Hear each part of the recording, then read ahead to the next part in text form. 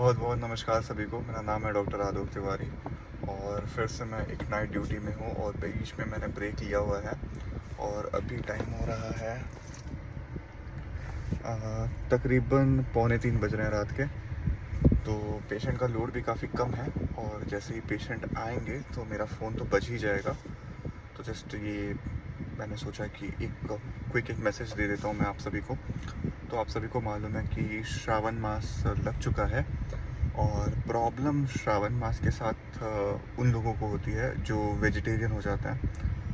मैं उस प्रॉब्लम की बात नहीं कर रहा। थोड़ा मैं रिलीजियस या फिर स्पिरिचुअल मैनर में इस वीडियो को नहीं बनाना चाहता। मेरा उद्देश्य यही है कि मैं डाइट और आपके जो पर्सनल वेलनेस का जो रेजिम चल रहा है वो हैम्पर ना हो, वही मेरा उद्देश्य है। तो जैसे ही सावन मास चढ़ता है मैक्सिमम लोग वेजिटेरियन हो जाते हैं और इंडिया एक ऐसी कंट्री है जहाँ पर 80% से ज़्यादा लोग, मैं बोलूँगा कि प्रोटीन डेफिशिएंट होते हैं। प्रोटीन उन्हें मालूम ही नहीं है कि कौन सी चीज़ों में प्रोटीन है या फिर प्रोटीन नहीं है। वो जो मेंटेनेंस प्रोटीन होते हैं डेली के, आपके बॉडी वेट अगर आप 80 kg के हैं तो आपको 80 ग्राम प्रोटीन खाना है अगर आप मेंटेनेंस के लिए, और अगर आप मान लीजिए 60 kg के हैं तो आपको 60 ग्राम प्रोटीन खाना है। तो 60 या फिर 80 ग्राम भी प्रोटीन लोग मैनेज नहीं कर पाते। और अगर इसी मीनवाइल ऐसा मंथ आता है जहाँ पे वेजिटेरियन डाइट को फॉलो करना पड़ता है तो प्रोटीन रिक्वायरमेंट मैच नहीं कर पाती। तो आपने नोटिस करा होगा कि बहुत सारे लोग श्रावण मास में आकर के थोड़े पतले ज़रूर हो जाते हैं। तो इसका मतलब ये नहीं है कि उन्होंने फ़ैट लॉस किया है। मैक्सिमम चांसेस ये हैं कि उन्होंने अपने मसल मास को लॉस करा है। तो ऐसे पेशेंट्स, ऐसे अगर आप हो, आप नोटिस करना कि अगर आपने श्रावण मास में, आप ऐसा तो है नहीं कि आप खाना बिल्कुल ही छोड़ देते हैं।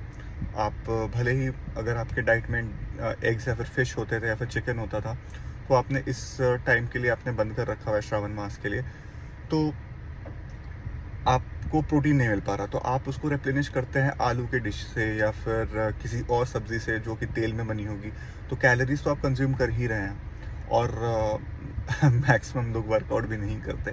तो आप वर्कआउट नहीं कर रहे हैं तो आप, अगर आप कर भी रहे हैं चलिए, तो आपकी तो प्रोटीन की डिमांड और भी ज़्यादा है तो वो मैच नहीं हो पा रही।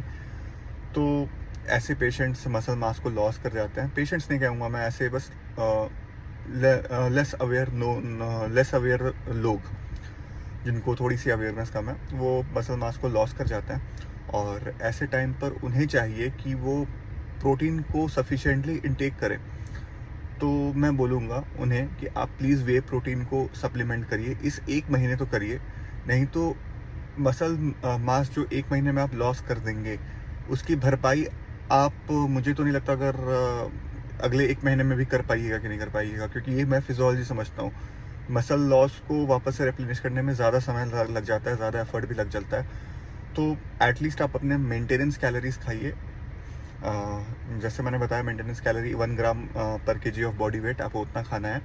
अगर आप वर्कआउट करते हैं या फिर आप हैवी एक्सरसाइज करते हैं, आप बहुत ज़्यादा चलते हैं, दिन के अगर आप मान लीजिए 15,000 स्टेप्स या फिर 10,000 स्टेप्स भी चलते हैं, तो फिर आपकी मेंटेनेंस कैलोरी से थोड़ा सा और ज़्यादा प्रोटीन आपको खाना चाहिए।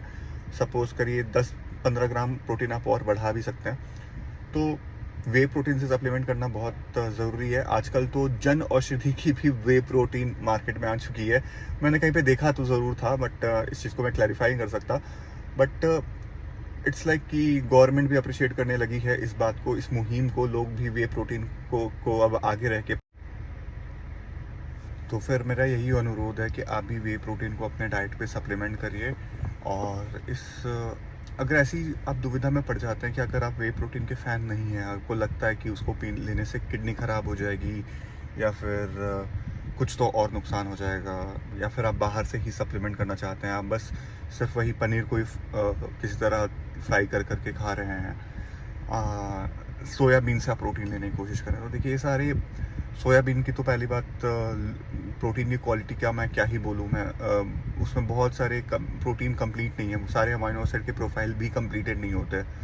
तो सोयाबीन के प्रोटीन के सोर्सेस को तो मैं एडिक्वेट मानता नहीं। स्टिल आपके पास एक अच्छा ऑप्शन रह जाता है दूध, दही, छाछ, लस्सी या फिर पनीर। ये सारी चीज़ें भी से भी आप प्रोटीन ले सकते हैं। बट अगर ऐसा सिचुएशन आता है जहाँ पे आप प्रोटीन नहीं ले सकते तो प्लीज़ आप अपने कार्ब के इंटेक को कम ही रखिएगा, और कार्ब को भी अगर ले रहे हैं तो आप फ्रूट्स के ही ज़रिए लीजिएगा, क्योंकि उसमें जो कार्बोहाइड्रेट्स मिलेंगे वो आपको कॉम्प्लेक्स कार्बोहाइड्रेट्स मिलेंगे, धीरे धीरे ब्लड में रिलीज़ होंगे। इंसुलिन का स्पाइक जो कि मैंने आपको पहले भी वीडियोस में बता रखा हुआ है, तो वो नहीं होगा। तो काइंडली इस मैसेज को सीरियसली लीजिए और स्पिरिचुअलिटी में अपने गोते लगाइए, और अच्छे से गोते लगाइए और भगवान के करीब जाइए। आप जब अपने शरीर का ख्याल रखते हैं तो मुझे लगता है कि आप भगवान के और करीब होते हैं।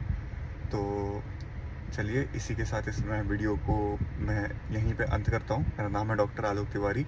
आपको नेक्स्ट वीडियो कौन से टॉपिक पे चाहिए आप मुझे ज़रूर बताइएगा। Thank you. अब मेरा ड्यूटी का ज्वाइन करने का भी टाइम आ चुका है।